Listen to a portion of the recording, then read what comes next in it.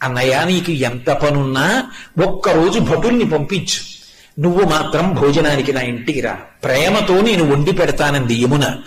మన్నించి యమధర్మరాజు కార్తీక మాసంలో శుక్లపక్షంలో విధియ తిథి నాడు యమున ఇంటికి భోజనానికి వెళ్ళాడు.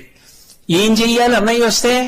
పరమ ప్రేమతో చిన్నప్పుడు అన్నయ్య ఏం తినేవాడో, ఏదంటే ఇష్టమో ఆ మాటలు చెప్తూ కబుర్లు చెప్తూ ఇంకొంచెం తినన్నయ్యా ఇంకొంచెం తినన్నయ్యా అంటూ అన్నయ్యకి ప్రేమగా వడ్డించింది.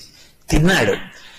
ఏం కావాలమ్మా నీకు అని అడిగాడు. మరి దేవతా సంబంధం కదూ, వరం ఇవ్వాలి. ఆవిడ మనందరి కోసం ఓ వరం అడిగింది.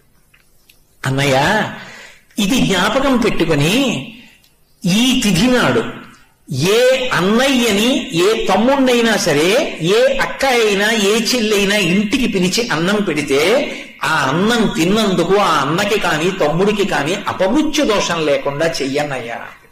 తప్పకుండా ఇస్తానమ్మా అన్నాడు. అంతేకాదమ్మా, నీలాంటి చెల్లెలు ఉన్నందుకు పొంగిపోతున్నాను, విశాల హృదయంతో అడిగావు. ఇలా పెట్టిన చెల్లికి మంగళసూత్రానికి ఇబ్బంది రాదమ్మా, సౌమాంగల్యంతో ఉంటుంది, వరణిస్తున్నానన్నాడు. యజ్ఞం చేయమన్నారా యాగం చేయమన్నారా?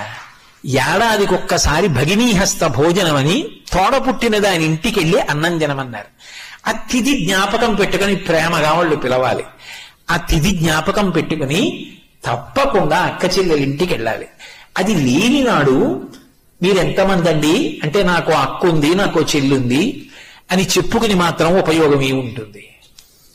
ఒక్కసారి ఆ పిలుపు రావాలి, దానికోసమే వెళ్ళాలి, ఆ ప్రేమతోనే పెట్టాలి, ఆ ప్రేమతో తిని రావాలి. ఆ అనుబంధాలు మిగిలిన ప్రాణులకు లేవు, మనుష్యులకు ఉన్నాయి. అలా బ్రతకండి.